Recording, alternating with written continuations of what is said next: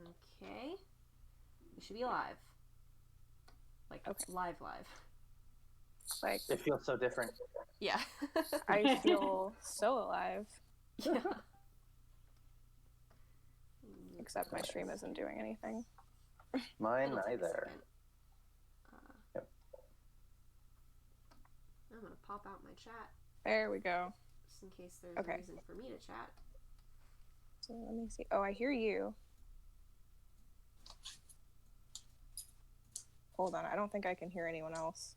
Okay. Are we having that issue again? I see y'all's levels bouncing around in my Streamlabs. How do I mute? I'm just going to leave the call real quick. Okay.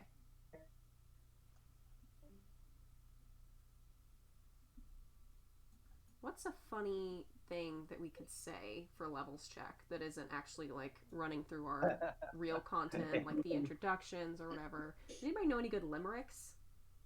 Does anybody have like a haiku? What? I didn't know to be prepared with poetry too, Sarah. Now I know. She demands poetry. That Okay, I wasn't can in hear the everyone. briefing. Great. Or how's our sound like relative to one another? Is it comfy? Alex seems just a hair quiet. Okay. But maybe I'm just loud. I don't know.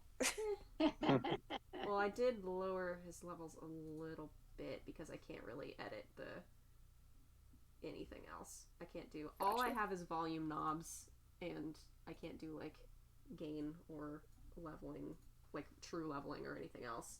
So we've just got... We're just friends. We're just hanging out, doing our best. Yeah, it's just guys being dudes. Yeah. Okay. Alright, well, if we're good, I'm gonna start the painting. Yeah. Yeah. Yeah. Oh, I have so many dogs to do in this one. 3 whole dogs, in fact. Yeah. So should I see anything? If you're on Facebook Live with us or you're on YouTube, yep, that'll be there. But Discord will have, as far as like an audio stream, like you should be. It's just a voice chat, so yeah. Okay, so I should go click. I'm going to go to our website and look at YouTube from there. Nice. I'm also going to put a link in our stream. Okay, so I think that we've got everything working. Cool. As far as like Oop, I'm hearing I was hearing me twice. Oh, Debbie, you'll have to mute whichever side you're watching, and then we have our voice chat up. So cool, awesome. Yeah, let's get all those technical fun things out of the way first. Yeah. So just like a little appetizer for the real content. Yeah. That's right. That's right. This is definitely real content. It's so raw. You want to see behind the scenes? You want to see behind the scenes of a live stream? Like, come on, join us. We'll share it. We'll share it with you. Okay, great. I'm getting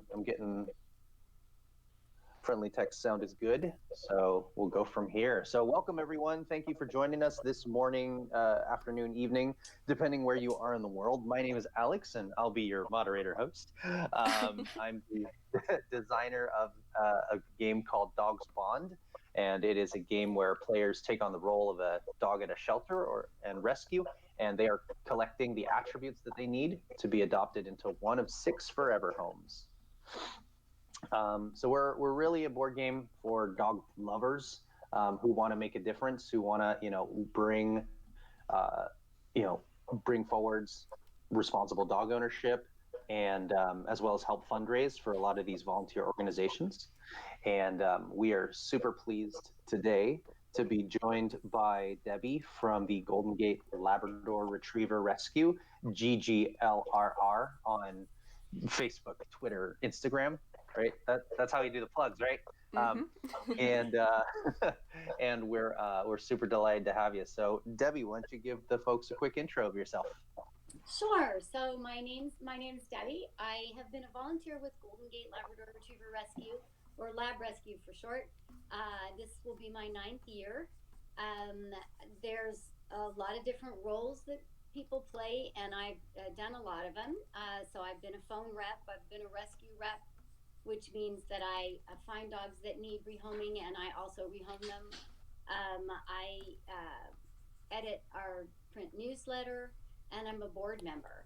And it's the kind of organization that you can just get completely immersed in. And it's a wonderful group of people. Should I tell you a little bit about Lab Rescue itself? Absolutely. Okay, so Lab Rescue was founded in 1986. So we celebrated our 30th anniversary a couple years ago. Wow. Congratulations. And it was started by, there were some breeders in the Bay Area, and they were concerned about what was happening with labs that were being returned for some reason. And so they came together to find homes for labs that were in need, and have been doing it ever since. We cover the major Bay Area counties. Sometimes we're a little generous in what we call the Bay Area, but typically we go from about the farthest south in Santa Clara County, Gilroy, San Martin. We'll go all the way up to Napa. We have rescue reps in Marin County, San Mateo County, Alameda County, Contra Costa County, basically around the whole Bay Area, Silicon Valley kind of area. And that's generally where we both get our dogs and where our forever homes tend to come from as well. We are a virtual organization in that we have no paid staff and we have no physical presence. We don't have a building. And so as a result, we rely on a network of fabulous fosters. And our fosters are people who open up their homes and their hearts to a lab in need until we can find a forever home for them. This does have there's several benefits, but one of the best benefits about our foster system is we get to really know our dogs before we place them in a forever home, which helps us to know what those dogs need so that we can screen our potential adopters appropriately. We're all about what the dog needs.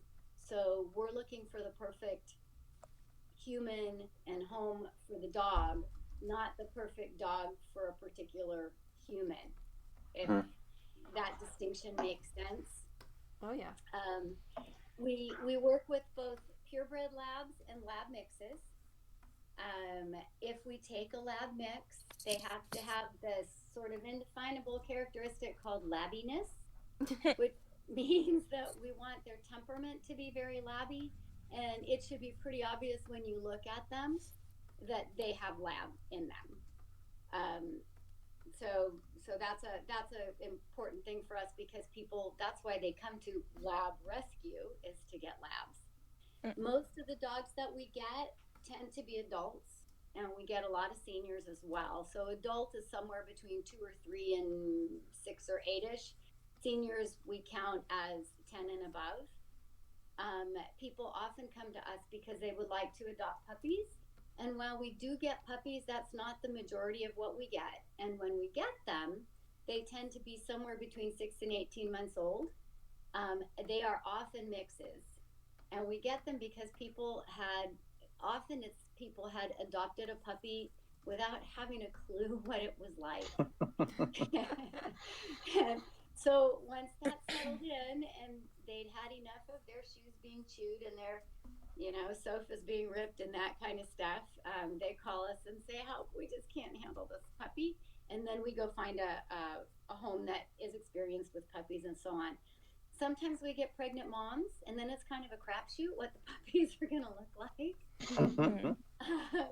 If you take a look at our calendar, we do a calendar every year. It's one of our major fundraisers, and all the dogs in those calendars are our dogs.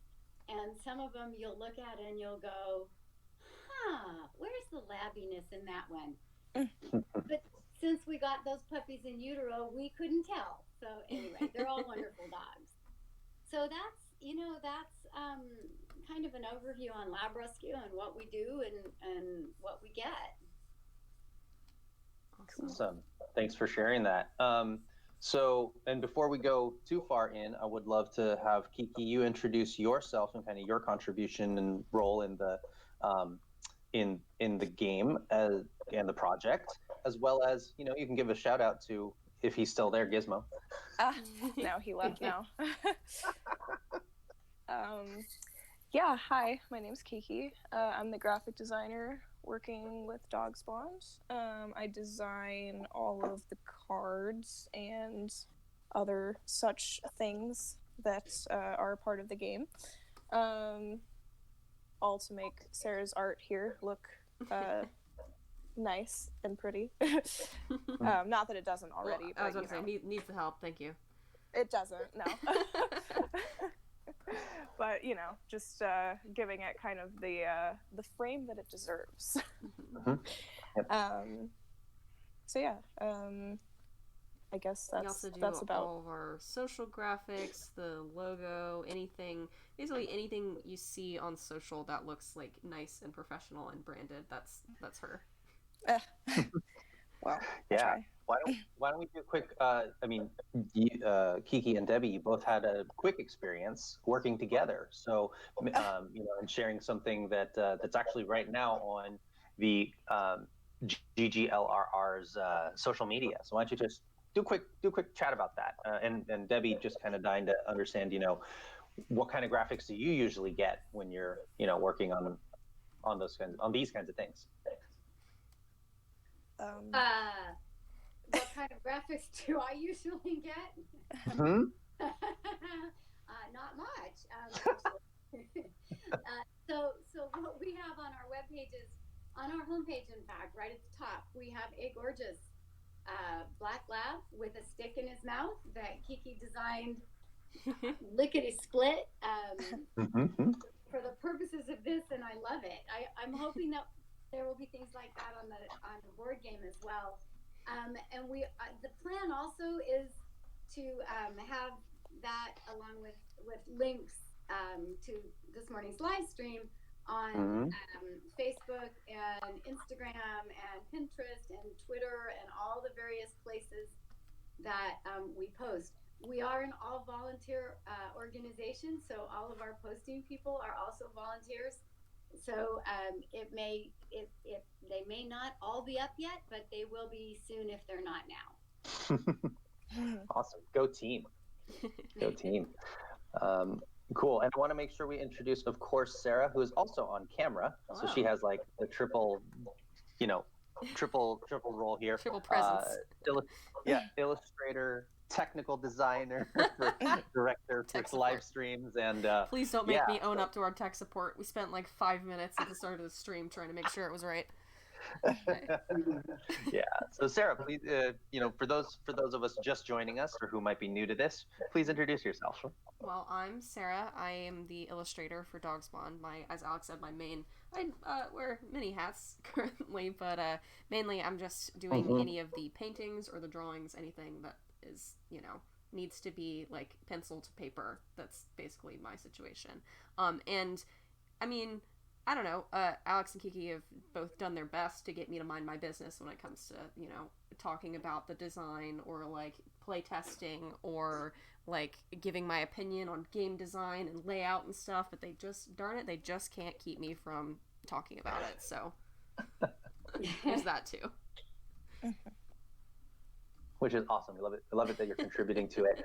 You know, yeah, I mean, you've definitely jumped headfirst into the deep end for like game design and play tests, as well as, you know, what it is we need for graphics and illustration. So thank you again. Of course. So awesome. So yeah. So if we're talking about, you know, where we are with the game, so why don't we just real quick talk about Sarah, the illustration that you're working on. I mean, obviously right now you're doing some teeth on the Jack Russell, but you know, when you zoom out, you see the bigger. You see that there are 3 dogs. Yeah. This. you want me just to talk about the card? Are we gonna do a card? Yeah, just kind of like a quick, art composition, and as well as kind of how does it compare drawing that lab, right? Because you see, if you're on GGLRR, if you're on labrescue.org, right, which is the Lab Rescue's webpage, you'll see the graphic that we're talking about, and it's just so wonderful to see that lab character be doing something else in more art. So maybe we could talk about real quick just about what's going on there and how you're setting it up.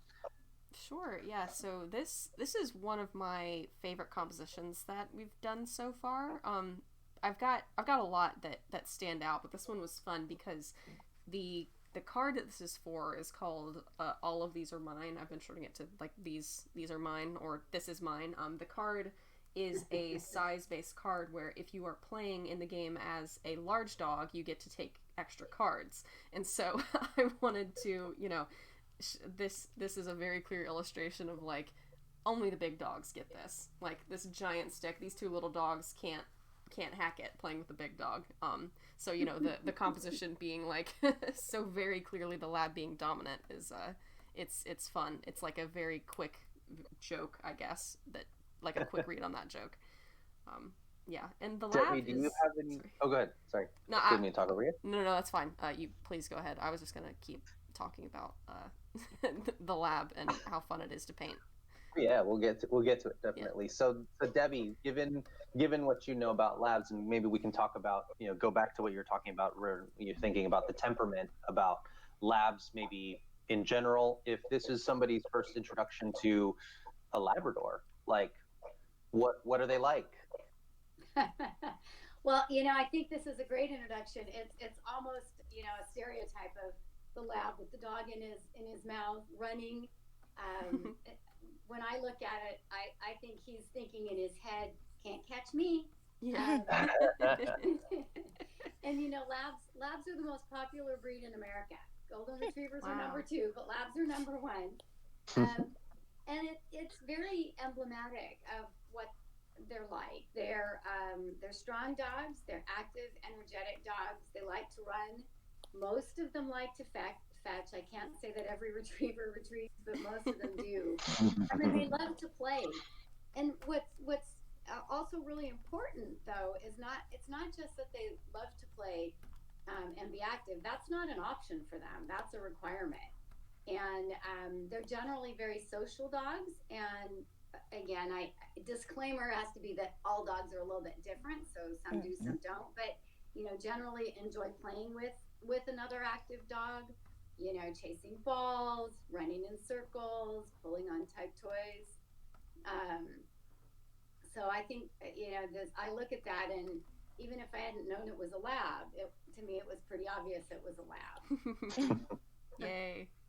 Yeah, that's awesome. Good to know, because I love dogs. I, like, since I was a kid, have been, like, a nerd about dog breeds and what different dogs are like, but I haven't personally known, like, I had a lab mix, but we have no idea what she was mixed with, and, like, with labs being the most popular dog in America, a lot of dogs are lab mixes, that doesn't mean they necessarily have labbiness, so I've not really well known a lab, so it's great to hear that this, like, stealing the stick, being kind of gloaty about, like, nope, it's mine, bye, that's that is in character for them.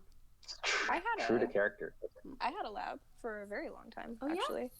Yeah? Tell us the story. Oh, okay. Well, she was a rescue dog. We got her from, one of those. And she was, like, jet black. I'm pretty sure she was a mix, too. I think she was mixed with collie, I want to say, because she had a big, like, white patch on her chest, and she had longer hair than a lab would. My brother is uncreative, and he basically just named her Black because she was black.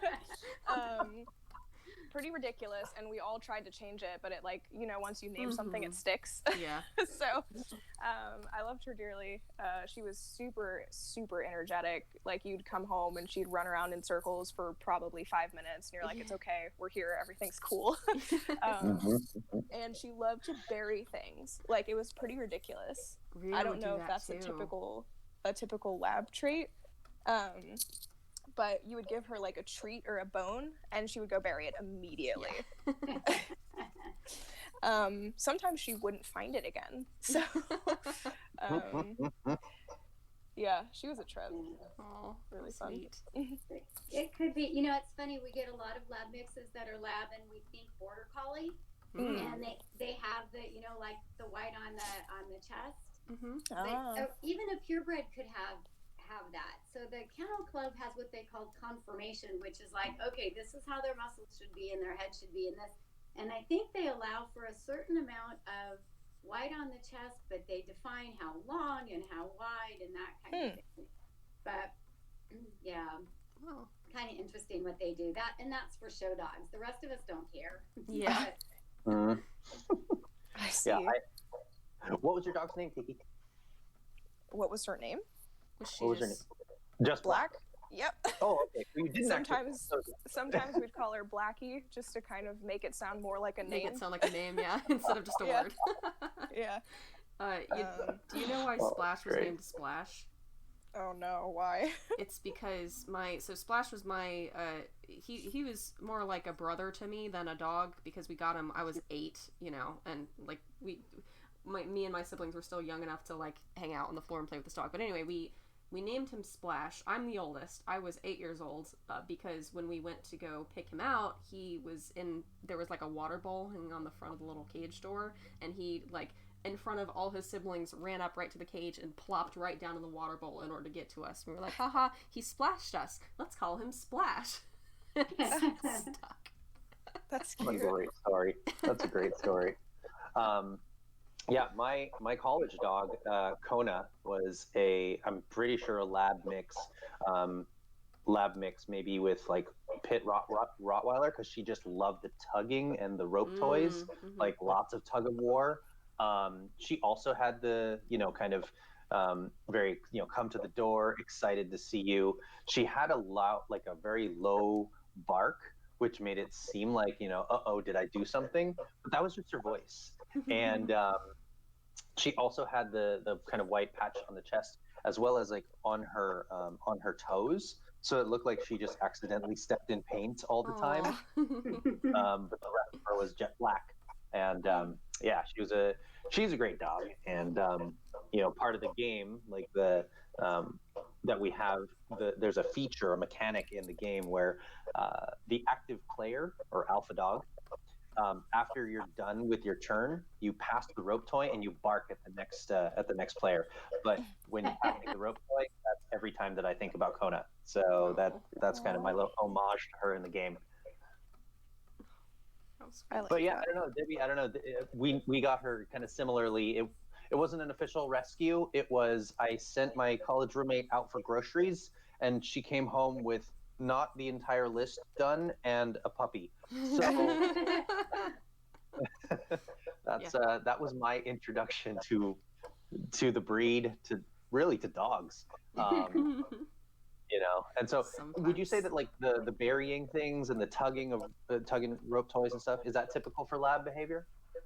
Certainly the tugging. Labs are really oral dogs. They like to chew, they like to tug, they like to eat, that sort of thing. I was thinking about this. I've had one purebred lab rescue.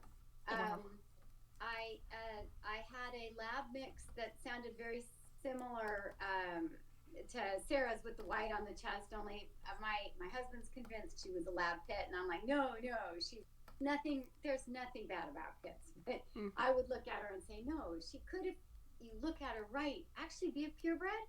But she tugged like crazy, and she could drag me across the room using one of those little tug ropes. No contest. Now I'm not very big, but I think she could have dragged my husband around the room too. So they do like to do that, and it's good exercise for them, and that's part of too why they really seem to like chewing that like nice hard durable bones. And I read somewhere that helps reduce their stress. Now, I'm not so sure what any stress my dogs would have had, but in any case, they did enjoy chewing on the bones. And I did have one that would bury them, but she didn't bury the bones so much. I would give her cow hooves, which stunk to the high heaven. So she only got them outside, and those she buried. Thank God. I see. Maybe she also thought they stunk. She might have. It's like, just get these out of here. But, they like stinky things. Like, sometimes I had one dog who sometimes on a walk, all of a sudden she'd flop over and be rolling on something. Mhm. And I hadn't even seen it, but she smelled it. And when she got up, oh God, it was gross. I'd have to go give her a bath. That doggy perfume. Oh, Gross. I guess. Leo does that same thing. Like, I can just tell whenever he starts tugging on the leash in a certain way. I'm like, okay, yeah, you want to go do something nasty. You want to go do something dog-like and unbecoming of a gentleman. Yeah, no thank you. It's almost like the shoulder starts to lean a little bit first. It's like, Yeah. no, get back up. Yeah. Luckily, Gizmo doesn't roll in anything, but Oh. he will. Oh, Gizmo is my husky, by the way, and he's enormous and a big doof. He loves just randomly eating things. Like you'll be walking, minding your own business, and then you'll hear him like smacking on something. I'm like, what is that? No. 9 times out of 10. Because We'll then have it's too no late. idea. Yeah. Yeah, it's too late. So. Yeah. Labs will do that too, but I think that's just a dog trait. Yeah. Oh yeah, for sure. God, yeah. That's what. Oh, the one card that we have in the game, drop it. Mm-hmm. It's so real. I'm sure any dog owner will just see it and be like, "Yep, I remember at least 10 different instances in which I told my dog to drop it and he did not." Yeah. So The drop it card is it's a picture of a Jack Russell running away with a chocolate bunny in its mouth. And that chocolate bunny is actually inspired by my dog Splash again, who over the course of his lifetime, remember he was, we got him when I was very young and my siblings younger than I was, so he, we had lots of Easter toys and snacks and stuff like that, and so, my mom would always get us 3 of everything. There was one year where Splash found, stole, and consumed all 3 of the chocolate bunnies that my siblings and I had gotten for Easter. oh my gosh. He was just fine. He wasn't even, sick, and we only noticed because we found the foil. He just ate the bunnies, didn't eat the foil. Obviously keeping an eye on him because chocolate's bad for dogs, waiting for him, Right. Are you gonna get sick? Are we gonna have to take you? No. You wouldn't have known. He was just, they were just a snack for him. Yeah. Didn't he also eat really weird and dangerous things? Yes. One time he consumed, and then, not to get too blue, but consumed and then passed a needle with thread still on it. Oh my God. Yeah. Yeah, we didn't. Yeah, it was pretty harrowing. Again, I say pass because we didn't know about this until afterwards. And obviously him being just fine, but we still don't know how he got it. We had sewing stuff. My siblings and I were crafty, and but how did you get that? Where did you find it? And why did you think it was a good thing to eat? That's what I want to know. That's my most pressing question. Yeah. What about a needle and thread is oh yeah, delicious, this is yeah. snack time, right? Yeah. I don't think so. Chocolate bunny is, it's not good. I'm still upset that he got to it, but I don't question his judgment on that one. I want to eat a chocolate bunny too. But needle and thread, he would eat pieces of a glove. He'd eat rocks and stuff, and we never, this dog, he lived to be 15 years old, bless his heart. We never had to take him to the vet for he ate something wrong and it caused a problem. We only ever found out afterwards, and then had a heart attack. Oh God, for the past day and a half, we had no idea you were working on digesting this needle. Wow, man. Anyway. But yourself, Debbie, have you had labs of your own? Yes. So just looking when I was an adult, when I was a kid, we had a rescue poodle, and then when all the kids were out of the house, my parents got a golden retriever, and I asked my mom, how come we didn't get the golden retriever instead of the rescue poodle? And she said it was because of my brother's allergies, so we kind of blamed that on him. But I've been a big dog lover, and so when I had a choice of what kind of dog I could get, I did same thing about getting a dog in college because it seems like a good idea at the time. Mhm. And I went to UC Davis, where everybody rode bikes, and people brought their dogs and parked their dogs right outside the classroom with their bikes. And so I met my husband there, and he had just adopted an adorable Newfoundland Golden Retriever mix. Oh my goodness. And so, of course, I needed a dog, right? And so our Newfie mix, his name was Gandalf. That's Oh. adorable.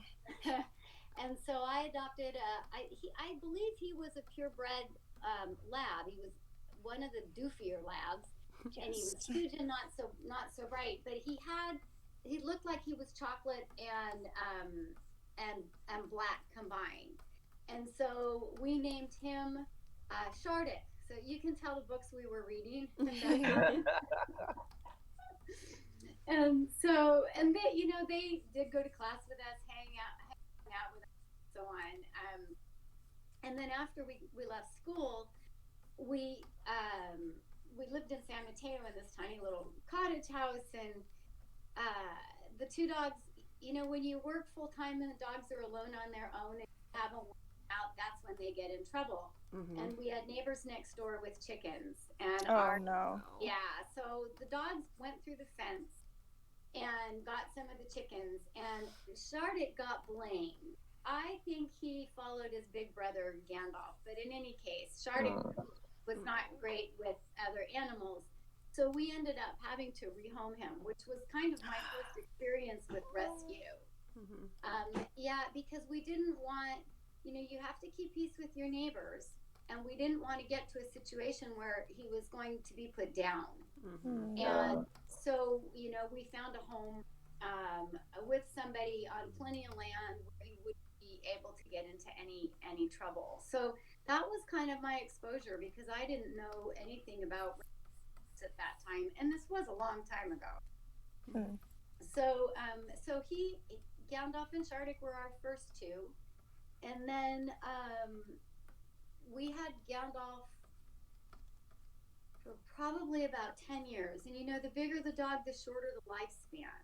Mm-hmm. And so when our son was a year old, we lost him. We think that he had a tumor on his brainstem. Oh. And so it was very fast, which is good because he didn't suffer. And we waited a while to get the next dog because both of us were working, and our son was also really young, and we like big dogs, and big dogs can be fabulous with children, but when kids are really small, it can be a mismatch just in size. And so we waited until he was almost 5, not that that's huge, and we got a dog. She was a rescue. We got her through NARF, which is Nike Animal Rescue Station. And she was a 5.5-month-old lab mix puppy, and this is the one that might have had some pit in her. And her name was Licorice, and her owner was a college student who came home from college with a puppy, and she was pregnant. Oh my goodness. So no, the puppy wasn't pregnant. The college student was. Oh. I mean, Okay. also that's also a lot of life change really quick. Wow. Yeah. Exactly. And so the college student's mom worked as a volunteer with NARF and said to her daughter, "You're going to have a baby. We already have 2 or 3 dogs. You don't need any more." And so that's how we found her. And my son wanted to change her name from Licorice to Maria, talking about interesting names. And we were like, Maria? So we ended up changing it to Leah, because Leah at least started with an L, like licorice. So she was Leah Licorice Berman, and that's the dog that our son grew up with. And she was an amazing dog. So that's our second. That's the first one with the lab in it. And then we had her until she was 14. Which is an old age for a large dog and for a lab. For a big dog, yeah. And for her, it's particularly impressive because for the last couple of years of her life, she actually had lymphosarcoma. Oh, And wow. we were able to keep that at bay. So by the time she actually left us, it was like, well, we don't Yeah. Wow. age. She was an awesome dog, absolutely an amazing dog. And then after her, I said no more dogs. But it was 2000, and right after she passed away. It was right after 9/11, and I'd started doing consulting. Talk about bad timing on that one. And then consulting went away because everything got hit kind of badly for a while, and so my husband caught me surfing doggy porn, and he said, you're home, you could train a dog. So I started I wanted a lab, and I started looking at lab rescue. And my mom did golden retriever rescue. And so the minute she heard I was looking, she said, well, you should look. There's 2 dogs over here, and they're young. And I know you want a lab, but you really should go look at these 2 dogs. And I didn't want to, but I did go and I looked at them. And then I took my husband back to see them. And he wasn't very excited about getting another dog, and he thought he was going to be under pressure to pick. And I said, no, we'll go home, we'll talk about it first. And as we're in the owner's garage, he turns to me and he says, so which dog do you want? So we adopted one of those, and she was a purebred golden retriever. But she was a wonderful dog. But it was probably my first experience to some of the issues that can arise when you do a rescue, because she'd been a backyard dog. And she was 2.5 years old, but she wasn't housebroken. She wasn't leash trained. She wasn't obedience trained. And because she hadn't been exposed to things, she was terrified of everything. No. So she was a really good education for me, and a wonderful dog. And I had 6 months at home with her before I went back to work and to train her. And so I think she was the best trained dog we ever had. So, and we had her for, she was 2.5. She was 10 when she passed away. There is a kind of a cancer that labs and goldens and German shepherds and Newfies tend to be prone to, called hemangiosarcoma. And what it is a splenic tumor, but it's asymptomatic. So you don't even know that the dog has it until all of a sudden it can burst, and then the dog's gone. And that's what happened with her. Literally, she was out walking at 2 p.m, and at 7 she fell into the emergency room. Yeah, so that's something for all dog owners to be aware of, but especially the larger breeds. I think with goldens, the golden retrievers, the incidence is even higher than lab. So it's so scary. Just plug you. Yeah, it is scary. But when they're about 7 or 8 years old, you can have an abdominal scan to make sure you don't see anything, because if something is there and you can remove the spleen, then you can solve that problem. So anyway, so I don't mean to take us down a sad rat hole. So then I finally got my first real lab rescue, and she was 10 years old, and her name was Stella, and we had her for 4 years. And every dog we have, as we have them, we think is our best dog ever. And she was our best dog ever. And very typical lab, friendly, loyal, playful, even though she was an older girl, pretty obedient. We thought she was deaf when we first got her, but we realized now she was ignoring us. So yeah. And so right now, however, I am dogless. Wow.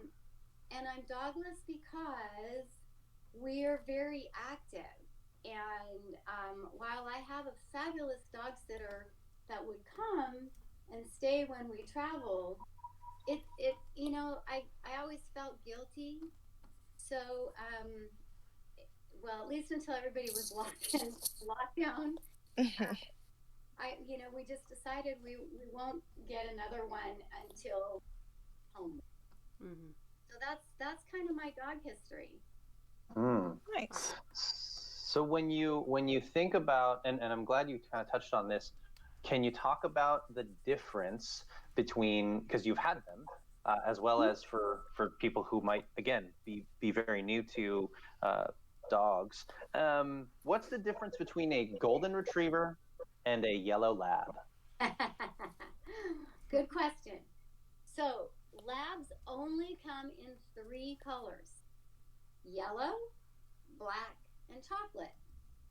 So when people will talk to me about a golden lab, I think it must be a mix between a golden retriever and a yellow lab. There are different shades. So yellow labs range in color from white to a really deep red, almost like you've seen golden retrievers that can be very red, almost red as an Irish setter. Some labs, yellow labs, come that red. There's even a name for it. They call it fox red. You'll see yellow labs who have reddish markings on their ears, or maybe reddish markings in their ruff, or on tips of tails, which I think is just beautiful. But they're all still considered yellow, not golden. You might also see labs that look like they are a lab Weimaraner mix. And those are called silver labs, but silver labs are considered a variation of chocolate. Huh. Yeah. That's interesting. What about like breed temperaments? Like when people are thinking about, adopting dogs, what are kind of the key differences that you have to, or the key questions that you ask to make sure folks are going to get what they expected, right, between golden retriever and lab? They're very similar in their temperament. They're loyal, they're happy, they're eager to please. They make wonderful service dogs. They make wonderful rescue dogs. Little bit different in temperament, though. What we look for search and rescue, we look for service. I always thought that golden retrievers and Labradors had a common ancestor, and I don't think that's the case. If you look at the website for retrievers, they were very deliberately bred from different kind of retriever and some spaniels and some other things. Labrador retriever comes from Newfoundland, a dog that's called the St. John's dog. Google St. John's dog. It looks like a gorgeous English style lab. And so there's English labs and there's American field labs. And the difference is the breeding that was done for different. The English labs are short, stockier, and have that big, blocky, square head. The American field labs tend to be taller. They have longer legs. They are not as stocky. Bred, I think, well, both of them, I think, were bred for hunting, but also for companion dogs. The Englishman that bred the golden retriever also was looking for companion dogs. So the companion piece, even though dogs, the companion piece was a big deal. I don't know why the American Kennel Club went the direction they did. Sometimes what happens with any of the breeding organizations, when you start to mess with genetics and you're breeding for looks and you're not breeding for temperament or health, you can get some funky things, because longer legs might come with a gene, for a particular disease. And long legs, stocky body is not a good thing. So it contributes to things like arthritis, as they have a tendency to tear their ACLs. Actually, it's a CCL in a dog. They don't have an ACL, but so but that's kind of the difference. If we're looking for a dog, so we being rescue, we want dogs that are adoptable companion dogs, but our ultimate goal is they're they're in the right forever home for them. Mhm. And so sometimes we will get a dog that is absolutely ball obsessed, and they will go after that ball until your arm falls off. And if you throw it somewhere that it's difficult to find, they will not give up until they find that ball, and they will find it. And that kind of obsession and persistence is huge in search and rescue. Mm. So we have a relationship with the National Search Dog Foundation, which has an amazing training. Yeah. And if we get a dog, and we often figure this out because the foster will say, I can't get this dog. So if we get a dog like that, we will contact them, and they'll come and meet the dog, and they do a very simple test. And it might be that that dog becomes a rescue. Wow. And they will still be part of the family, because that's very important to us. There's a lot of places that will train dogs for some service or another, but those dogs are not members of family. With the National Search Dog Foundation, dogs go through training, and at the end of their training, they are given to firefighters. The firefighters that have been chosen to be their handlers come in, and for 2 weeks they work with every dog in that graduating class. And so each dog works with each handler, and each handler works with the dog, and at the end of the program, the dogs pick their handler. Oh, That's the best story. so cute. Isn't that amazing? And then so they go home with them, and they live with them. And if a dog flunks, in other words, if they really weren't meant to be a search dog, they will either work with the other organizations. They have some relationships. They might be a drug smelling dog. They might go be a service kind of dog. But in any case, they cover that dog's medical care and needs, even though they're in a family, for the rest of their life. So it's an amazing program. Wow. So that's what it takes to be a search and rescue dog, and the characteristics that we notice that make us think maybe they'd be a candidate. We also have people who say, I want a dog to train up to be a service dog often it's for my child or my husband, or depending on what kind of, if it's something like guide dogs, blind, or canine companion, they actually breed their own dogs. They don't, and they have been breeding a cross between labs and gold. And with those dogs, they're looking at for dogs that are not, they don't have a high prey drive. They're not overly energetic, because they sort of try to train out some basic canine characteristics. Like if you're leading a blind person, you can't get distracted by the squirrel. So we don't look for characteristics that would be good necessarily because they're not going to come to us one of our. Mm-hmm. But what we look for in general is a good companion dog, a dog that wants to please its humans, a dog. We expect a reasonable level of energy. Labs range from hyper to mellow.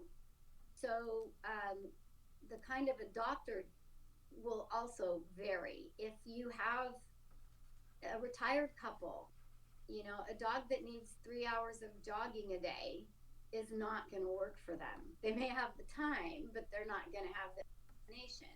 Mm-hmm. So that impacts the kind of a doctors we look for them. But generally, service dogs are dogs that they want to please. They are not easily distracted.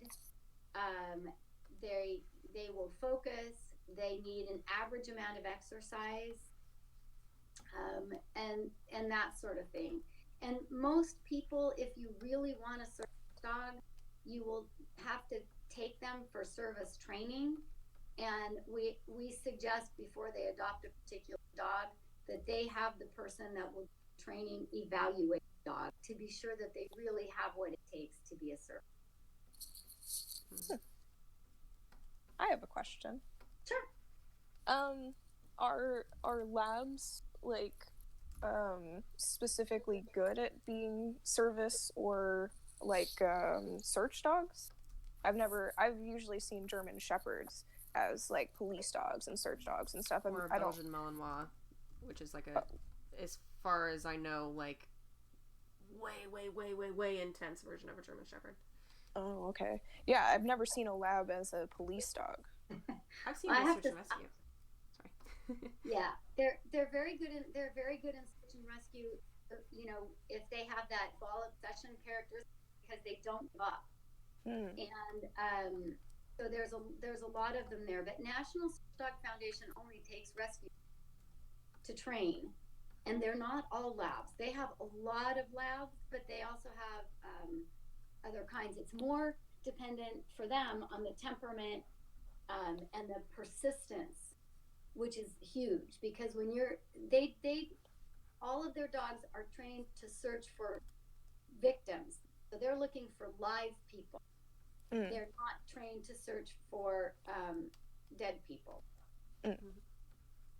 So persistence is huge. And the other thing about dogs in general in search, they train them on rubble piles and very unstable things. And what I hadn't known until one of my dogs went there was that in a building that has been damaged through fire or through earthquake, they can put a camera on the dog. The dog can walk over the rubble without disturbing the rubble, whereas the humans could not. And so the dog can show them exactly where there is somebody, if there is somebody in that building. And then that's awesome. humans can figure out the best way to actually get there. Wow. It's amazing. Yeah, it's super cool. We will have to try to see if we can get plugged in with those guys and just talk about dogs. Yeah, that'd be dope. That'd be cool. Yeah. Like I Awesome. didn't know that. I didn't. I mean, I knew that obviously, you know, there are like the Belgian Malinois. There are programs that breed dogs specifically to do the thing, or just like you're talking about the cross between Goldens and Labs they're making for seeing eye dogs. But like, so I knew that was a thing, but I also didn't think about sourcing rescue dogs to do these jobs. Yeah. You know. Yeah, and I see that happening more and more. I think it's awesome. There is an organization, I've forgotten exactly what they're called. It might be Paws for a Cause. It's in San Martin or Morgan Hill, that general area. And what that organization does is they find rescue dogs that would be dogs, and then they pair them up with veterans. Dog. And they live with the dog lives with their veteran, and the veteran once a week goes to their training center in San Martin, and they learn together. And basically, they're training the human to train the dog. You know, during the week they work together, and then the following week they're back. And it's a pretty intensive program. I want to say it's like 3 months, maybe even a little bit more. Wow. But they're developing their bond at the same time that they're each learning how to be a service dog and associated human. And there's a number of programs that work in similar ways, particularly for veterans, but not only for veterans. There's a Awesome. Netflix documentary series called Dogs. And I haven't watched a lot of it. I just watched the first episode, but it was for a little girl with seizures and like following the family's journey of getting a seizure alert dog. And it was what made me even consider like how curated and how specific and how trained you have to, like, that bond between the handler and the dog is, or in this case the child with seizures and their dog, you know, and how like it really, you can't just train any dog to do that. It really takes a very specific personality and temperament and drive and affection and relationship with that human in order for it to work. Which is just so incredible to me. Like, you know, dogs on their own are amazing, but when you think about like the variety of personality and intelligence they have, and that there are dogs out there that exist that are just like, you know, they not only have the physical ability to be able to smell a seizure before it happens, but like also have the determination and love for their person to, you know, alert them every time. Right. There's diabetic dogs too that do the same thing only when your blood sugar is off. Yeah. That's incredible to me. How can they even tell? Yeah. I don't know. Smell. Yeah, I've heard stories about, you know, dogs being able to smell cancers. I've been able, you know, or growths or other things. Actually, if you're out there and listening to us at 20 Main Street, one of our advisors there from Ireland. I'm going to talk about Dr. Hector for a moment. So Dr. Hector is a Lakeland Terrier, and you know, he was living with my good friends Anne and John Lane, and over there in Athboy, Ireland. So give it a shout out. And you know, it was just incredible. John was doing some work, and he also at night was being woken up by Hector all the time, right? And he was like, "Why is Hector waking me up all the time?" Come to find out that actually John had some heart challenge, and Hector was smelling it and kind of knew to like wake John up to like go like to be okay. And then as soon as John went to the hospital and got sorted out there, now Hector lets him sleep through the night. But yeah, I think it's just a matter of like, you know, the dog, that bond, being able to you know, for that dog to just be super duper loyal and say, you know, this is, you know, in many respects, I think it's the dog taking care of their human, right? Yeah.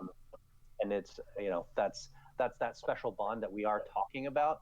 Also, too, I'm trying to minimize how excited I am that everyone's saying the word bond for the game. But, you know, that is there. You know, and we talk about in the game temperament, talk about obedience, we talk about, you know, kind of that difference. Also, too, there is an opportunity for the dog in the game, right, to go to be selected to be a rescue dog. Or not a rescue dog, a search and rescue dog, or a companion therapy dog, you know, type of thing. So yeah, we do tell that story. It's not necessarily a highlight or a focus area for the game and the game mechanics, but it is there. And again, from our perspective, you know, from the project's perspective, we're trying to promote responsible dog ownership as well as a healthy conversation, not just what do I want in a dog that I might adopt, but really what are the needs of the dog, right? And how does the adopter fit best for the kind of dog that you're looking at, or you know, to be that right family. While we're kind of on the topic, so Debbi, how would you characterize? I mean, we've characterized, you know, people coming to you to ask for puppies or looking for, you know, different types of labs. But what would you say a lab is looking for in their adopter? I know you mentioned some activities as well as some, you know, level of active lifestyle. But what is it that a lab is really looking for? What have you seen most commonly when a lab kind of instinctually chooses their person? Wow, that's actually that's a hard question. I know what we look for on behalf of the lab. What's going on in their little head, I'm not sure. I don't think they're all that picky, to be honest. Aww. Just wonderful. They just have so much love to give. Yeah, they're social. You know, they're very social, and you know, and they generally they love people, but it varies by lab. You know, and so based on what I know about a lab, then I try to put together a criteria for human. So, and when somebody calls and says I'm interested in a particular dog, you know, I ask them to ask themselves some questions. And some of these are just very general, but things like, do I have time for a lab? Am I willing to put in the time to train and exercise and care for an active dog? Can I go out on a walk twice a day? Do I have that kind of time? Am I a walker? You know, do I like that? Um, you know, will I, if I run, if they run into problems, are they willing to seek help? Because while dogs can't talk to us, so we don't know what's going on in their little head, sometimes they do stuff and it's not obvious to us how we can teach them not to do that anymore. Mm-hmm. You know, or so a dog that freaks out when you go away, a dog that, you know, barks when you go away, or barks at people, you know, and during the first couple months after an adoption, dogs are trying out all sorts of behaviors as they try to figure out what the rules are in their home. So, you know, what we want, we're hoping that people are willing to stick with their dog and get professional help if they need it, or, you know, don't have answers. And we provide a lot of help, but we're volunteers, not professionals. So sometimes it means you need to ask somebody who knows more than we do. We if there's kids in the family, how are the kids around big dogs? Because these dogs are often larger than the kids in the family. Some of these dogs are bigger than I am. You know, so how comfortable are the kids, and then how comfortable are the dogs? Because sometimes dogs are not comfortable around children. Children are unpredictable. They step on you. They try to take things from you. They pull your ears and your tail, and aren't always the best at sharing toys. Yeah. Exactly. You know, so those are things that we think about. Again, depending on the dog, and depending on the potential adopter. You know, if the dog is super active and the family's kind of stay at home, that's not necessarily a good match. You know, some people want a dog to go jogging with. Not all of the dogs are really that interested in it. Or, you know, an older dog is not going to jog 5 to 10 miles a day with you. So we're looking at that, and one of the things that we really look for is everybody in the family on the same page about a dog name. You know, so because that dog is a member of the family, and while often parents will suffer the delusion that their children are carrying and feeding and walking and the dog, the reality is that the parents are going to be doing the that. You know, and so is everybody in. Sometimes we'll get, you know, a wife really wants a dog, and the husband's like, I don't have time to deal with the dog. So they have to be on the same page. And so to help with that, we make sure that the whole family meets the dog before an adoption decision is made, because otherwise, it's not good for half of the family to take the dog home and the other half says, I don't like this. So we want everybody on the same page. Let's see, what other questions do I ask? You know, we have experienced adopters, we have inexperienced adopters. We have experienced dogs and inexperienced dogs. So it's really nice to take an experienced dog and pair them up with an inexperienced family, because the dog will help them learn.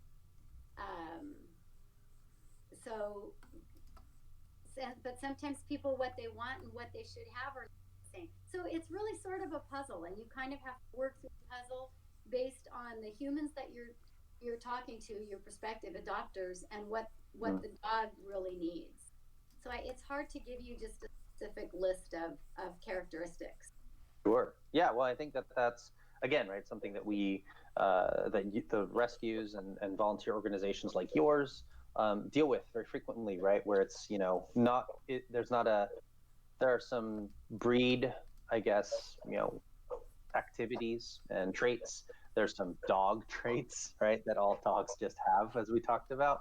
But also, too, what are the, you know, kind of what's the personality of that particular dog that you're looking at, that you're potentially going to adopt, and they're each individuals, right? And I think that's also, too, as you play the game, we kind of, Sarah and I and Kiki have talked about like this story element, this narrative element of a beginning, a middle, and an end, where at the beginning you've got just a dog, and then as you go through the story and the events are kind of taking place at the rescue, at the shelter, then you're gaining the attributes that you need, like the obedience learning or the temperament learning, and then going to meet your potential adopter.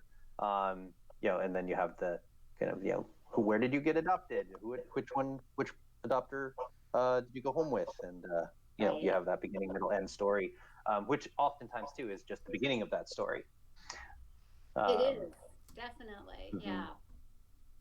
There is one area where there are some things that are sort of hard and fast rules. I mean, we have very little that's really a hard and fast rule, but when it comes to puppies, we do have some things that we are pretty firm about, because puppies take so much more, and people really need to be prepared. And ideally, anybody that's adopted a puppy, I would like to have had experience with a puppy before. But I also know everybody has to start somewhere, right? Mm-hmm.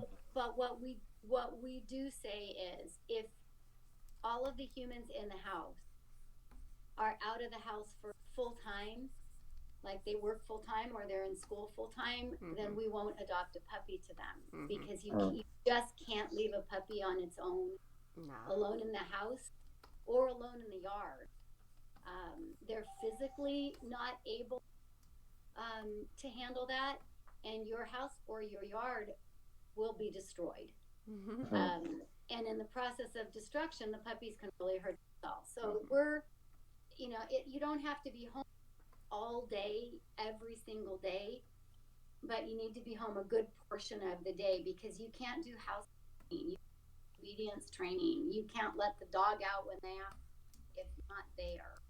And because they're like toddlers. They have bursts of energy and then they crash, nap, and then another burst of energy and they crash, need a nap. So there's that. They also chew on everything, especially at the beginning. They're oral dogs to begin with, just wise, and while they're chewing on everything at the beginning, they have razor sharp teeth. So we're very cautious about homes that want to adopt a puppy to grow up with their 12-month-old baby.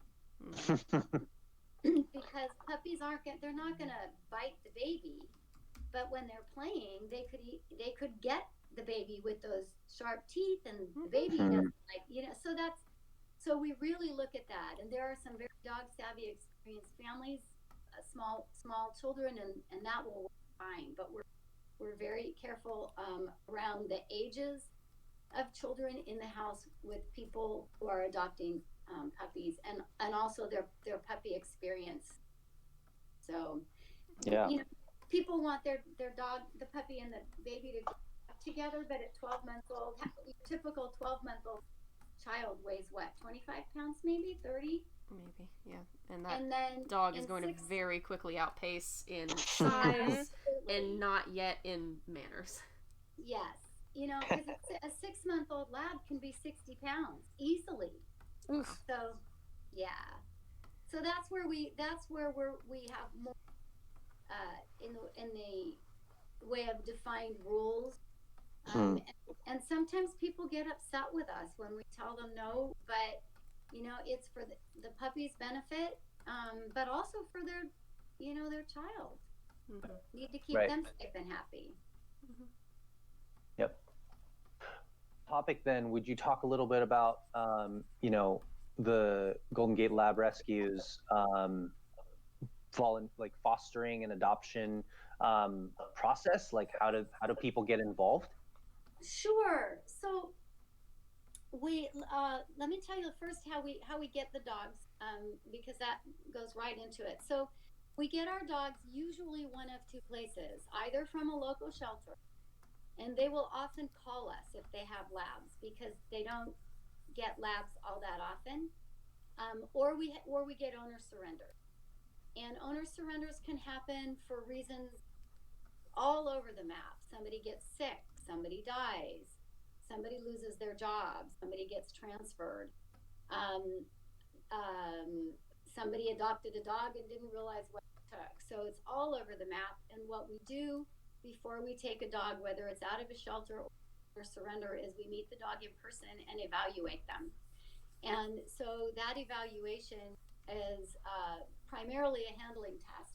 We feel the dog on their back, we their legs, their toes, we tug on their tail, we look in their ears, we curl up their lip, partly to see their teeth, but partly to see what they do when we handle them. And one of the things about labs is that, they may look at you like, what are you doing? But they're very open to being handled. And the handling also notice if there's, lumps or wounds or scars, anything physical on the dog. Will tend to feel it. We'll give them a toy and then try to take it back and see how much they hold on to it. And can I, swap him a treat for a toy, or is he going to hold on to that toy till death do us part? We walk them on a leash, so see how bad they are, because I can guarantee you that about 80% of our dogs are on a leash. We, talk to the owners and the shelter about what issues they have. The shelter, what they've owners also what they've observed, what they know, and we get a sense of their personality. And this is obviously much easier doing it in somebody's where the dog is comfortable, because a shelter is just not a great environment for the dog. But we do our best in both. Is the dog ignoring us? Does the dog come up and greet us? Do I have to bribe the dog to come greet me? Those are the sorts of things that we look at. And we're not looking for perfect dogs. So we can handle issues. We have trainers that we work with. We place dogs with foster the same way that we place them in their permanent home. So we have fosters that take puppies, and we have fosters that can't. We have fosters that older dogs, and we have fosters that prefer younger dogs. Some fosters, many of our fosters have a dog too. So, and sometimes we have a dog that has to be the only dog. Then we look for a foster without a dog. We don't take dogs in certain situations. One of them are dogs that display aggression to humans or other animals. We don't take dogs that have bitten. And we don't take dogs that are not suitable to be adopted. Sometimes people will call us to rehome, but the reason they're calling us is a reason that we couldn't take them. And so we let them know that,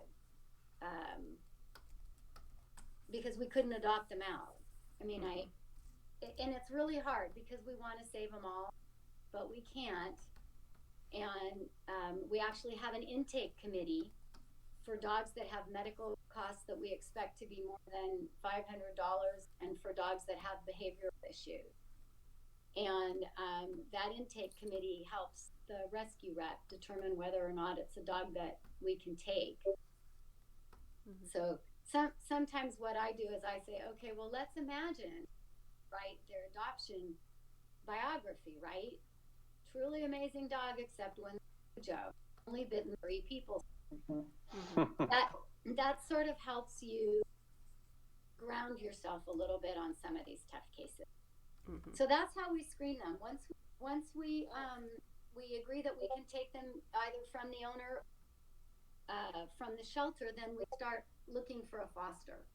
And we can't take a dog unless it's available.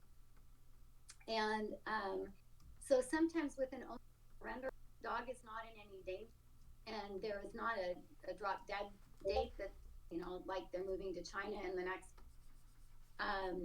It's better if the dog can stay with find home, because it's one less move for the dog. But sometimes that doesn't happen. So we'll find a foster that matches the dog as quickly as we can. And then from there, what we do, each dog has a rescue rep. And the rescue rep, I like to refer to us as their Hollywood agent. So we manage that entire process, finding them their home. So we write the biography, we work with the fosters I usually wait a week after the dog has been in foster to write the biography because it take a little while, and foster eventually that dog might. Mm-hmm. And so foster contributes to the biography, make sure we have that lies or meow, and then we market the dog. Debbi? Oh, sorry, Debbi. I've got. I'm sorry. Your audio's dropping a little bit in and out. I'm wondering. Sorry to interrupt. If we can, maybe you'll have to just reboot the Discord. Would you click on that and then or is there anything that we can do on the it's usually on the stream setting side? Well, Discord audio is weird in that like it if you're not right up on the mic, if it's not picking your voice up constantly, then sometimes it dips out a little bit. So we can try restarting it. We can also just try like I don't know. You just have to like eat the mic to make sure that Discord is gonna do its job. Sorry about that. Sorry, Debbi. All right, so I shouldn't. Maybe I was moving around too much. It's better. It's still giving me some clicks and pops, and I can hear it on our YouTube. Would you mind try the disconnect and reconnect button? I can. Do you want me to disconnect and reconnect from Discord? Mm-hmm. Just Discord. Just the call. You don't have to log out. You just have to click the like. At the very bottom of the panel there, voice connected. There's the disconnect button. Hit that, and then a reconnect button will appear. So give that a shot. Doing it live. So what I see is online idle, and that you want me to go offline and then back online? No, that's your status. It would just be the left-hand panel, right? In the left-hand panel, all the way at the bottom. So you might have to, in the top or left-hand corner, there's that 3 lines. If you click on that 3 lines, sorry folks, we're working. I know we're working with an iPad here, right? Doing it live. Technical difficulties. Okay, because I don't have 3 lines in the top left-hand corner. Okay, no worries. You should see then. You should see Dog Spawned team, and then all the way at the bottom there it says streaming. Yes. Right. You see the voice channel. Yes. Can you click on the voice channel and then it'll have the hang up button, and then just call right back in to see if we can get a better connection. Okay.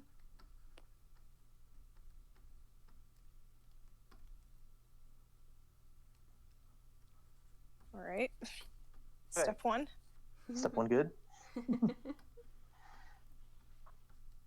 Yeah, sorry. The audio was really dipping out there for a moment. Yeah. I thought it was just me, so I didn't say anything. Oh. I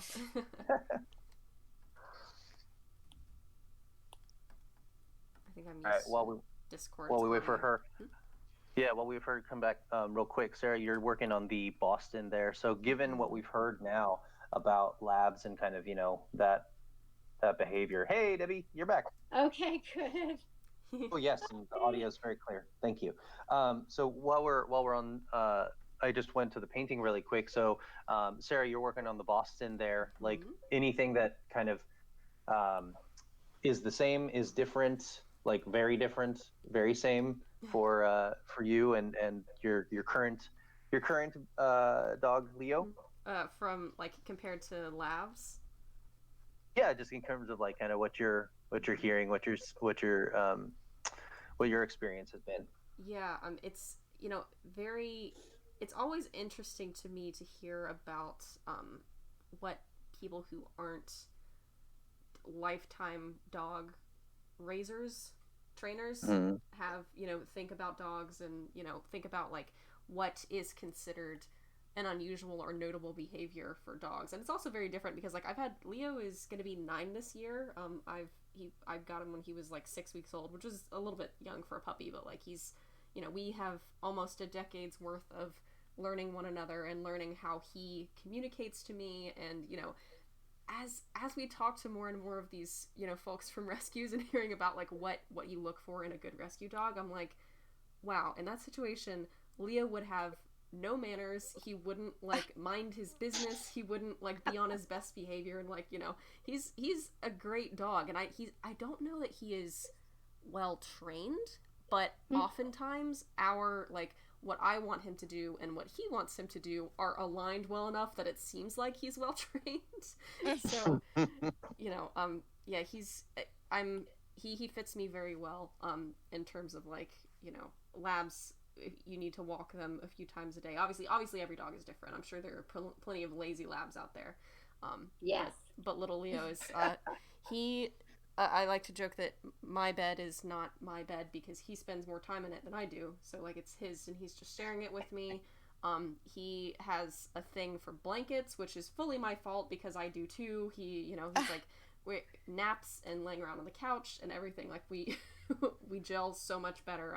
And he likes walks. Obviously, you know, he's a dog. He loves going and rolling around in gross smelling stuff, and he loves going and sniffing around the neighborhood or whatever. But it isn't a compulsion or a like exercise based need in the way that it is with a lot of big dogs. And same with like you know, the kind of we were talking about earlier, the kind of drive and determination you need to be a rescue dog or a search and rescue dog. Leo is like you know, Boston Terriers are close to, they're like ratters, so you know, I'm sure he would do well in like looking for a small rodent in a hole or something, but he also would get pretty bored of that and like give up at a certain point, you know. Yeah, he has some, you know, breed characteristics of Boston's, but he's also sure. his own well, he's not a person, he's a dog, but you know what I mean. He's, you know, they are all individuals and they are all unique and they all communicate in different ways, you know. Leo is he's very smart, but he also like, well, I mean, it's not a but, he is very smart and he knows that different people will let him get away with different things. So there is always a period of, you know, learning and pushing the limits and pushing the buttons and seeing who's going to be more strict than mom about certain things, you know. And also just straight up learning how to communicate with people, you know. He and I have a very well defined, like, I'm very good at guessing what he needs based on certain things, you know, based on time of day, based on how he's behaving and like the tone of his voice as he's whining, you know. That's all like because I know him so well. But thinking about him in like a foster environment, like if I didn't know him the way that I do and he was just like walking around scratching and pawing on different things, you know, if I didn't know exactly you know, just like right now, he's going around the room. I don't know if it's picking up on the mic. He's going around the room pawing on different items, and he does this because if he wants under a blanket, he'll paw at the blanket. If he wants to, one of his toys is stuck under something, he'll paw at that. When he wants my attention and regular like whining isn't doing it, he goes around and finds items to scratch on that he doesn't usually, because it makes a sound that I don't recognize, and because of that I think he's getting into something and it immediately gets my attention. So like he's got me trained to know that like, okay, no, I'm serious, I actually need something, you know. But like if you didn't know that, you would just think that he was walking around the room trying to find things to tip over, and that's not it at all, you know.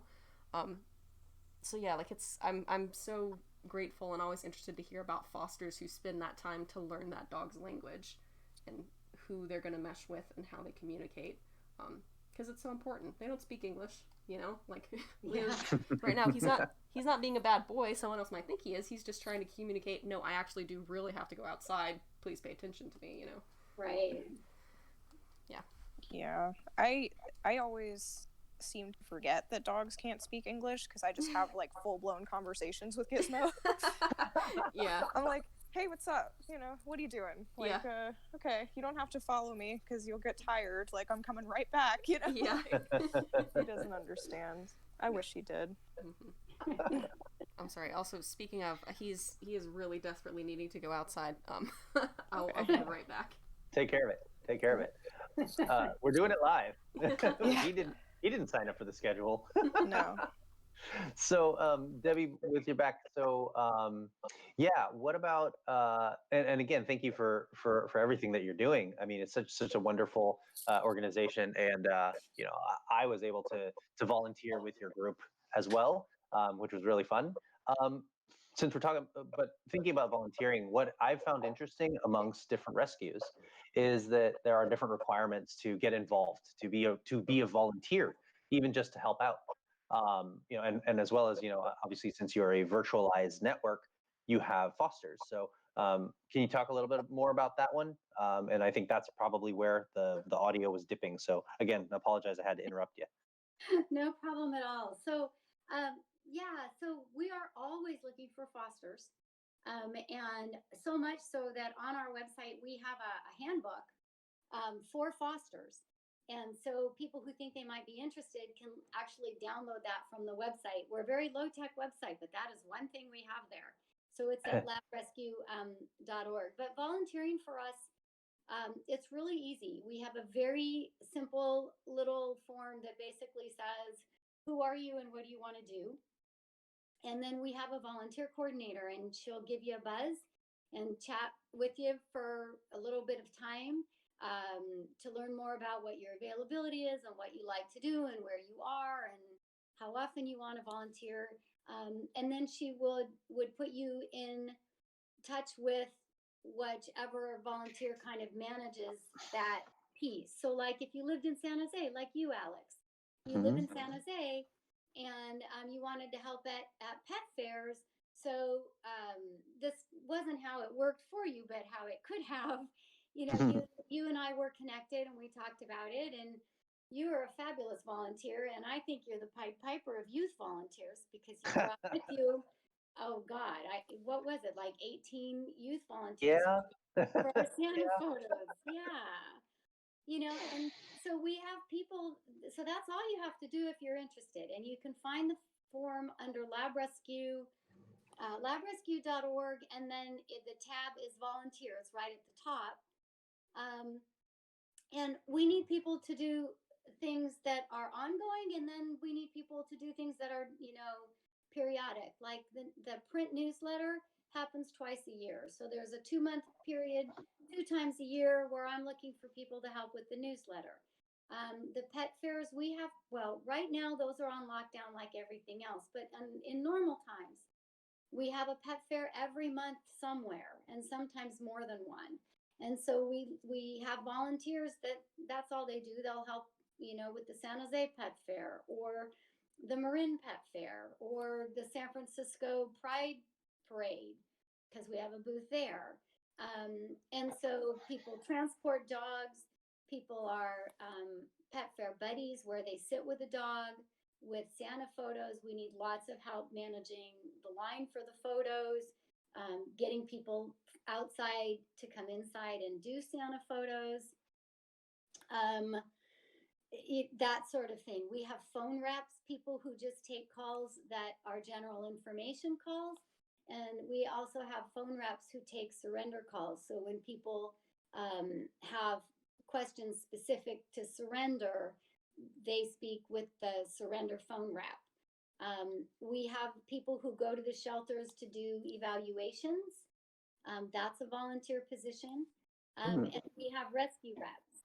And that's kind of what I had started to talk about with regards to the fosters. The rescue reps manage the entire process and work with and support the fosters through the adoption screening and the meetings and the home check and the follow-ups. The rescue rep does all of that. So those are the kinds of volunteers that we need. And there is more info on the homepage, which is labrescue.org, or the webpage. But we are so lucky. We have wonderful volunteers, and we always need more, and we especially need fosters. Wonderful, wonderful. Thank you for sharing that. Yeah, and we'll definitely have, you know, all of the info in the description of this YouTube clip when we post it live, or now that it's live, as well as in the future. So if you're listening to it, you know, maybe 5, 10 months from now, I'm sure that, you know, the needs are still going to be the same. And yeah, if you want to put your hand up, you know, contact these guys. So can we talk about really quick, since you mentioned, so we're in the throes of, you know, for us, for California anyway, week 3, week 4 of the shelter in place due to the COVID-19. So can you talk a little bit about, like, kind of what your recommendations or what your thoughts are on keeping dogs exercised and kind of taking care of those needs, like during this kind of more challenging time? Absolutely. I keep getting cartoons from people saying that the virus is actually a plot by dogs to get their humans home more, and it's working. So, but the doing good things for the dogs can be really good for the family as well. And one of the things that I'm noticing in our neighborhood, I live on a street where there were always people walking dogs. There was an hour and a half in the morning, there was an hour and a half in late afternoon. Well, now everybody is out there, and they're out there all day long in the middle of the day and everything. So getting your dogs out for a walk is really good. A lot of the parks in our area have been closed, but exercise and exercising your dogs was considered an essential activity. So people have gone to places to throw the ball for their dog. That is still doable if your park is not closed and if there's not a lot of people around. But there's a lot of games that you can play, and we sent out some games in our last e-newsletter. You can find them online. Amazon, there's this great book that has a lot of games, but you can make up things at home. And exercising a dog's brain is just as important as exercising his body. So regular walks get you out, get the dog out. Some of these games exercise his brain, and they're a lot of fun, and they can be funny, and they can be as simple as taking a cupcake tin that has 12 sections for 12 cupcakes, put a treat in the bottom of each one, put a tennis ball on, put it down with your dog in a sit stay, tell them okay, and they'll start flipping the balls off to get to the treats. And then you can put the balls back on and see if they can figure out which ones they've already gotten to. And if you have labs, usually figure it out. It's like, I already got that treat, I'm not flipping that ball again. But just stuff like that. You can play tug. You can get dogs using their nose, so you can hide a treat or little bits of kibble all around your house, and then you walk your dog around and you say find, and when you're first starting, you walk them near where it is and say find, and then when they get to the hidden kibble, of course you praise the hell out of them like no dog ever found kibble before. and you reinforce that command, and then gradually you get farther and farther away, so they have to work a little harder with their nose. But there's tons of dogs of games that you can play with them online, and so that's one way to keep them busy and to keep you busy. Practice training. It's a great time to train. If your dog only knows sit and down and stay, now's a good time to teach him to stay for 5 minutes or 10 minutes or 20 minutes, because if you're home with them, you've got the time. So your dog can be a really big component to keeping you active, while at the same time you're really helping the dog and meeting the dog's needs as well. Maybe, can y'all hear me? I had a little bit of a audio glitch just now. Yeah. Yeah. Cool. Okay. I had to reinitialize my mic. It was the whole thing. Maybe Debbie would appreciate we can get your feedback on the puzzle toy card. Is that okay? Oh yeah. That's also featuring a lab. Let's see. Which ones? The ones that are on Sorry. The channel? I just put it on stream. I can also put it in Discord. Hang on. Yeah, it's gonna pop up on stream here in just a second. If I try and put this full size in Discord is not gonna like it because it's a huge file. But this is also a lab that we've done. I'll put it in meeting voice text. We've got it on Facebook. YouTube will catch up in a second. Yeah. Yeah, it's so is a puzzle toy card, and I have it's not a toy exactly like this. It has sliding covers, so it's got like a little track, and then the divots, and it's got a slide on it. This was we played with this toy when I was in a house with 5 dogs, and it was fascinating to see all of their methods for getting the stuff out. You know, most of the dogs got it pretty quickly. Another dog, we had Leo and Lily, 2 dogs that were very, you know, they got it real quick, no problem, just move things, get the food, whatever. We had another dog who was very timid, and she would not interact with it. She would sit there and wait for Leo to lose his patience with her and come over and open the thing, and then she would snap the food real quick. But then Splash, the dog that I mentioned before, we would often do this in front of the treat closet that we had, which just so happened to be right next to some stairs. And he would just swat the toy down the stairs, it would tumble, all the food would come spilling out, and then he would just go step by step and clean it up. Which obviously is, you know, kind of it's going to be a tough thing to illustrate, but this, you know, okay, I get it. There's treats in there, but I'm too smart to take my time taking the little caps off, so I'm just going to dump the thing out. Is that a Labrador move? Oh, absolutely, that's a Labrador move. Okay, good. There is no question. Yeah. Yeah. Well, and good. you know, the fun thing, so the nice thing is you can make some toys on your own, but there's also some really cool toys. And my son just adopted a dog, so I have a grand dog, and so of course I sent all these toys. And there's a puzzle toy where he has to rotate each section, and then it displays the kibble that's hidden underneath. But there's also some that have a lid you need to toss off. He's managed to rotate the tops and get all that kibble, but he has not figured out that he has to open the lids on the other things. Oh no. Which is fine. But they're actually feeding him with that because it slows him down. Yep. Yeah. Good tactic. Yeah. But there's tons of good games. Some of them are kind of pricey, but there's this, I think she's Swedish, person who has done a lot of them, and then there's also a book of games. But I'm sure you could even just Google online and find things that you can do indoors when it's raining, and things that you can do outdoors.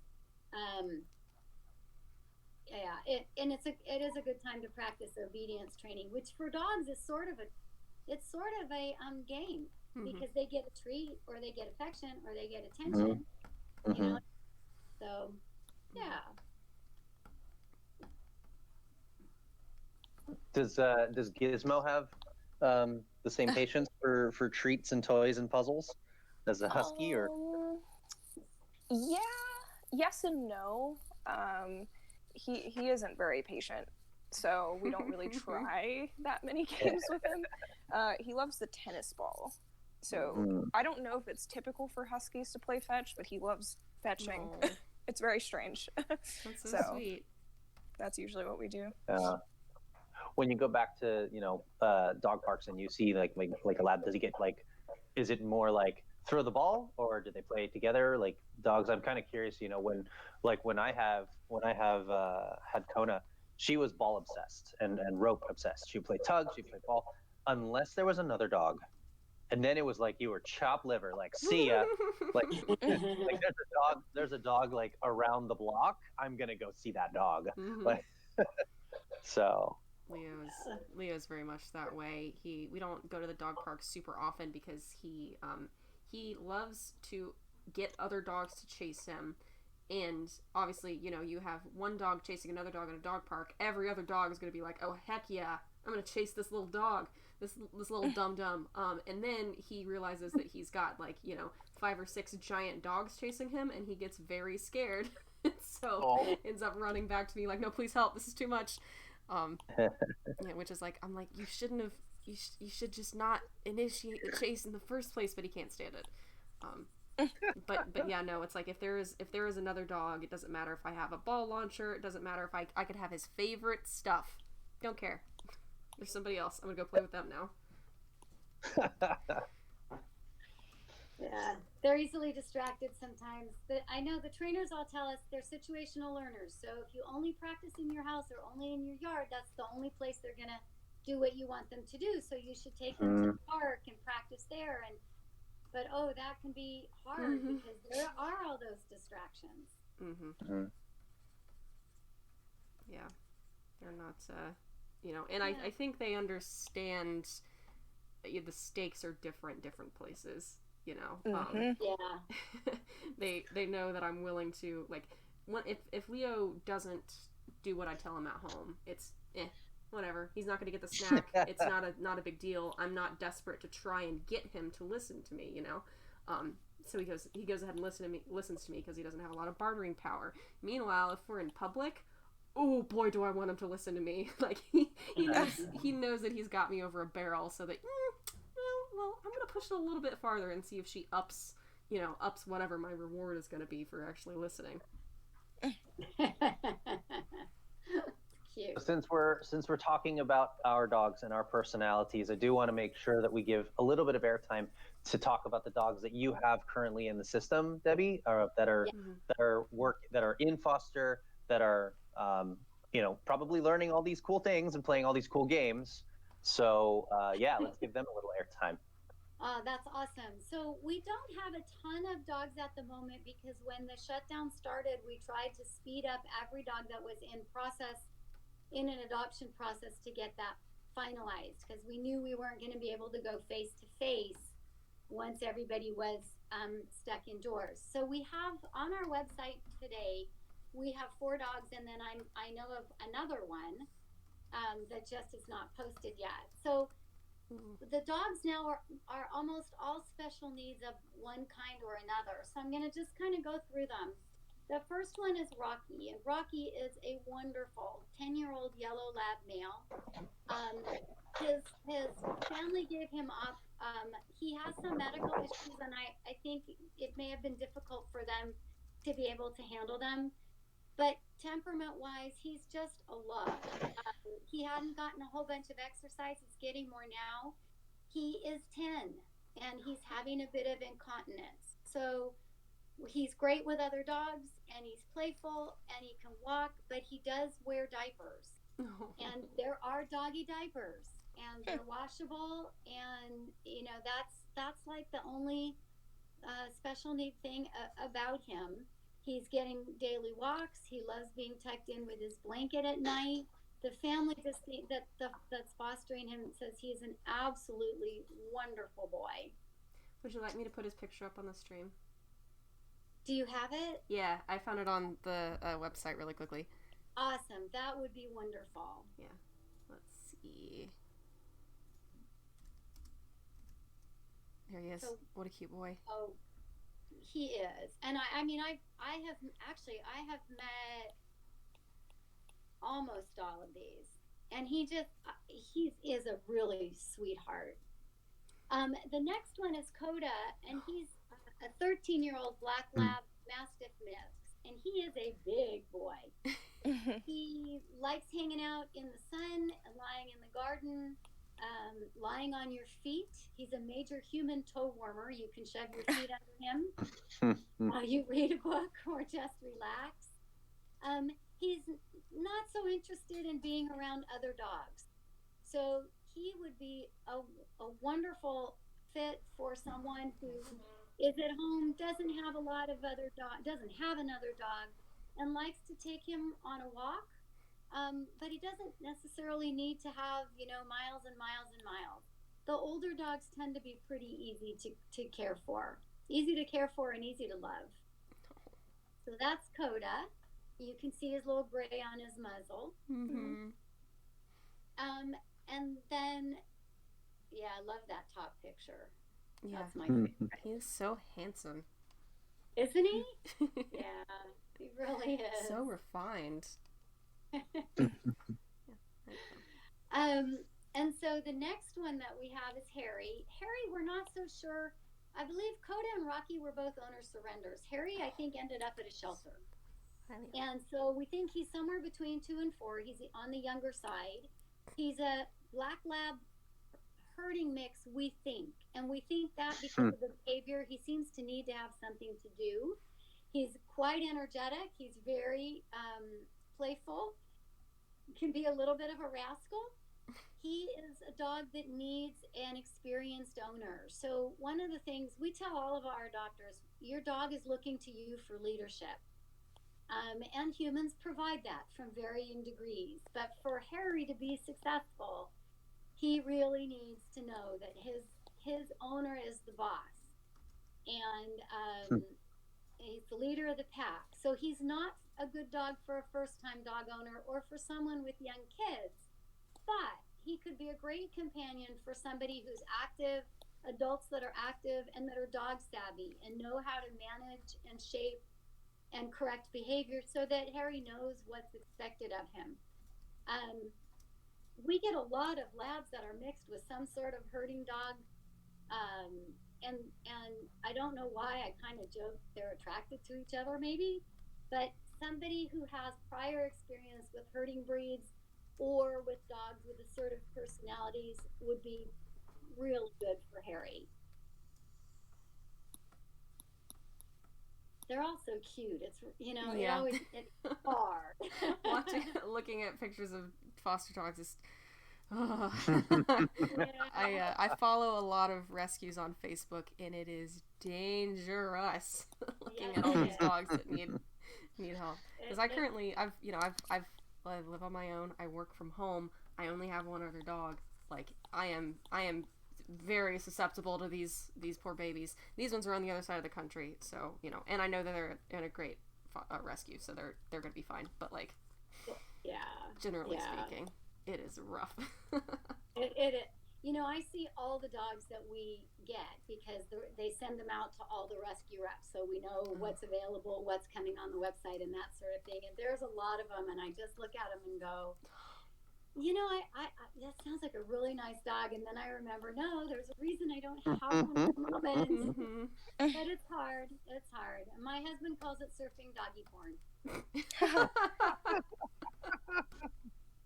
So the next dog that we have is Cash, and he's a 3-year-old black lab Rottie mix. And he has behavioral issues that the right owner and someone who's willing to work with a trainer can work with. And we have had him work with a trainer before. He's looking for just the right human. He's reactive to unfamiliar people approaching him or coming into the house. Once he's met people, so he's really sweet to people he's familiar with. He will warm up to strangers who are calm and can take it slow and easy. He's also good with dogs when he's properly introduced, but you can see that it will take work, and it's ongoing work. He's not going to change, but it can be managed. And so the ideal adopter for him would be either a professional dog trainer or an ultra-focused owner who's committed to his continued rehab. And he's just a beautiful boy. He's fostered with one of our rescue reps who's worked really hard with him. We have had him with a trainer as well. It's going to take a very special adopter for Cash. Oh. Yeah. And when we see a dog like Cash, we kind of wonder, okay, what happened to him in his early life, Mm-hmm. Yeah. And then not on the website, and she may actually not end up on the website because we've had a lot of interest in her.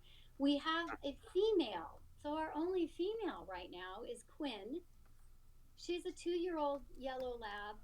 She's a very shy dog. We've had her in foster. The reason she's not on the website is we needed to give her time to settle in and warm up and relax. So she's fostered with a foster mom who has 2 older female dogs and is fostering a second younger dog.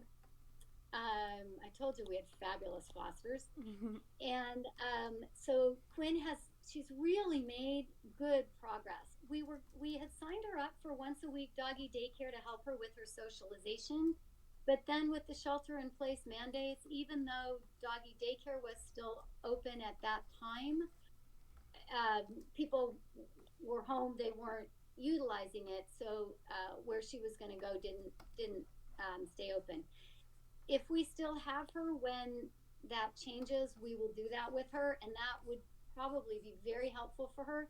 She's good with other dogs that are calm and quiet, and we think she would be great in a home that had another dog that was, calm, quiet, could kind of show her the ropes. And she was a stray, so we don't know much about her, but she was the shelter was very, very hard for her. She just, Mm. didn't want to interact with humans, and it was tough.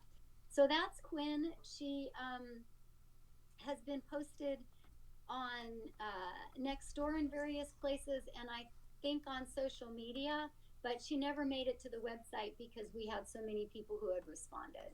Wow. Good for her. Yeah.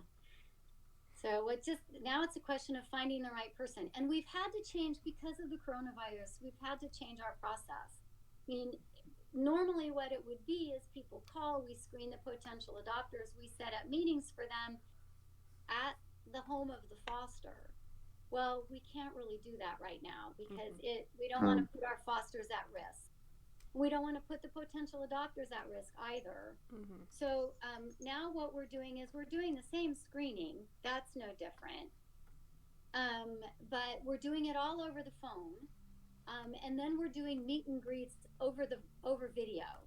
So, Zoom or FaceTime or something, so that the foster can show how the dog walks on a leash or throw the ball in the backyard, and the prospective adopters can see them. If we find the right adopter, we'll do our home visits in the same way. So we'll contact the adopter and say, put yourself on camera and walk us throughout your house and your yard, and we can ask questions and do that kind of thing. And then the handover we want them to have actually had a chance to meet in person before the dog goes home to a new home. So those will have to wait until we can safely schedule those. So, yeah, so that makes the process longer, unfortunately. Makes the process longer, but it sounds, again, right, kind of keeping that same ethos at the forefront, right? Doing what's right for the dog. That's so important. And so thank you for doing that. And I think it's incredible that you guys are doing a lot of this stuff virtually. I think that's just incredible. And hats off to you guys for doing all these things. And that's why we wanted to kind of bring you onto our live stream to, offer a little bit of airtime and commercial time. So hopefully as we have as we grow our social media audience, and through your partnership, that we're hoping to lean on, we'll get there and reach our audience, even when they're not a captive audience. Well, I appreciate the invitation to come talk with everybody and feature our dogs and our process, and it's been wonderful, and you've been great, and the pictures, the cards, they're fabulous. I love them. Thank you. Glad you like them. Thank you. Yeah, when we can all meet again, I would love to. I mentioned this to you, Debbi, around having you, maybe Addie from the Golden Gate Basset Rescue, maybe Elena or Luba from the Angels Free Friends, other groups that we have locally, and maybe we can all come together and play a game, right? And talk about dogs and talk about different rescues and network, and because we're all aligned, I think, to the same mission, which is to help these animals, right? I mean, obviously, there's a lot of focus on health and public safety, but also too, these animals, they don't have a voice. And so we're trying to make sure that we support organizations, wonderful volunteer-run organizations like yours, in your mission that we also too share in our own way. So cross some fingers, we'll get out of this. We're going to come out of this together. We know that. Yes. Then when we do our launch, game launch events, if we can do some stuff locally, maybe you guys can bring some dogs for an adoption event in front of a game store.